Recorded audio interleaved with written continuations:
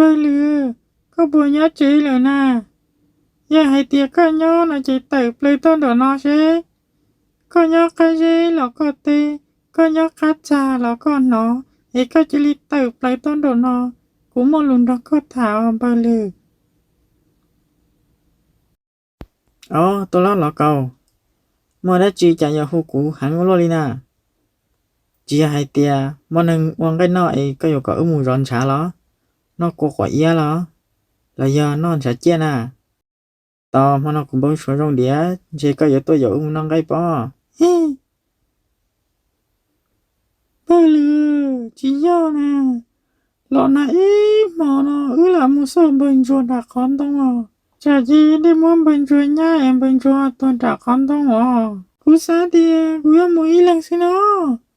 Ta chỉ cú ăn chay tìa, chả gì tôi đã con tông. Cú ý lại cú phâu chỉ tàu. Thì cú thiết tôi yêu có cái mù làm bơ lừa.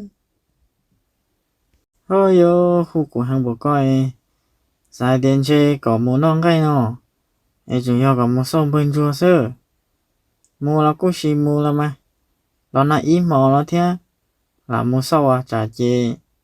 Giờ họ ô lý chàn đã khón tông lẹ. Bye. Mù sâu giờ chế.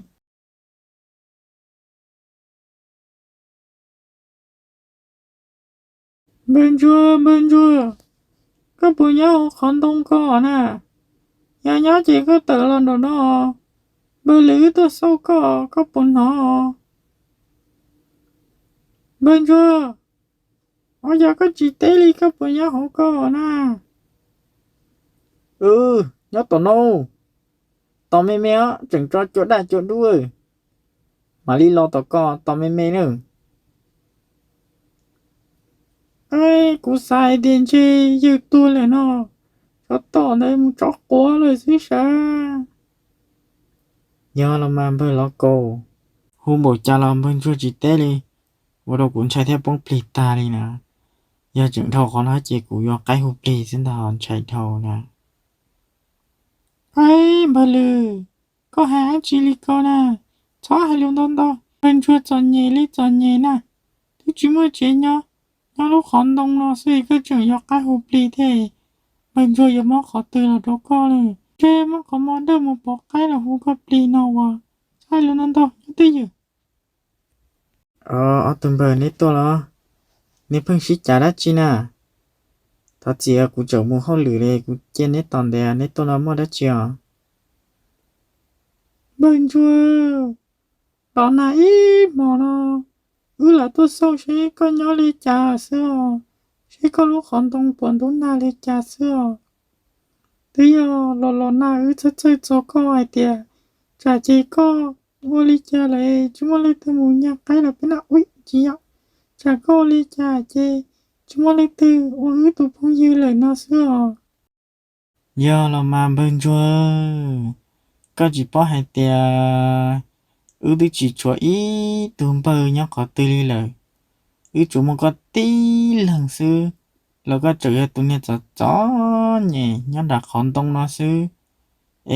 Chất chơ thì lý tốt sâu có là mò. Hai tìa chả có ô lý cha lời chê. Chỉ một phong dư đỡ mũ ô liệu ô tê. Đỡ mũ ô đau ô do lời nó là mò. Ở tư phong dư.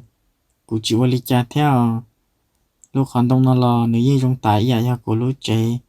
Chạy tiền của nhau không nó sẽ là của cô trình đúng nà theo. Vì hệ tiền nữ tư lo đặt đá cơ. Của ý lăng sẽ là của tư nhau chỉ bù theo. Lúc lo nà theo chả cô lo cô chỉ trao của theo. Rong giờ linh tới là bên chua. Ba tụ khăn à. Thì bên mua xí bể rồi. Cho có một thả lòng có ô xí. Lô rồi lấy điện nhau lên bờ lấy. Chăm ban đùn tông. Chỉ bố lò tê lò. Mấy tụ tao bà mà có lý có rồi xin à. Bài lấy mùi yếu bọn nè lấy. Thì bư khăn đồ lấy. Ở tùm bờ. Nè hai lịch có là cô gió theo cô rộng cân gầu. Ta xí nè sai cô sẽ mà. Cô tư chỉ mới chẳng gần chẳng nà li. Cô liếc cá nó sẽ cô chẳng đó nè bèo. Rồi thì cô nói em bay lòng có bồi về nhà mà. Bên chua, chọn chạy mà. chả hai tia dù trong lý co lò dù tư trong họ dù lúc xe lưng chỉ tôi lại để co chưa chạy khốn giờ chưa để tự sáng đầu sư tay rồi chỉ mua tay mà chi bay đây bay cái mùi giọt không câu mà lâu rồi cho có muốn thiệp bên này đâu có sư tê tu lùa lý co dù chủ mua bên này tê lý ở bự căn tu hòm bờ ở tu lâu đó mà cái chưa qua lại ta chỉ có tu lùa co mà cái chẳng qua ya chỉ mua bên này giỏi chả bự mò nữa rong lù lô ta chỉ mà chịu cha ở tuần bờ rong li cũng sai mò vì là phải e những dân thủ cơ sư chị cha cả cho phải em đu cho phải em mà li mù qua hay à tao có mua tiền khác cho thép đi là khi em mua khởi tao sẵn lâu cũ cho mà li thân em một thằng long câu à phải em mà dân tọt ta sao ôi yo bên chúa nên nó ta chỉ nói có chừng to chó tiếp đi là kia có ý cái mà lên một khởi to đi chả nè có chỉ sao phải bố tiếp đi to đó bị sáng qua mà là có ai liếc vào nà con là thế nè ý có chừng to plei thế cho là kia có chị ta lại giờ có sao tao nhớ tao cú chị cái chi muốn đó là chỉ chẳng có ai bị sáng qua xưa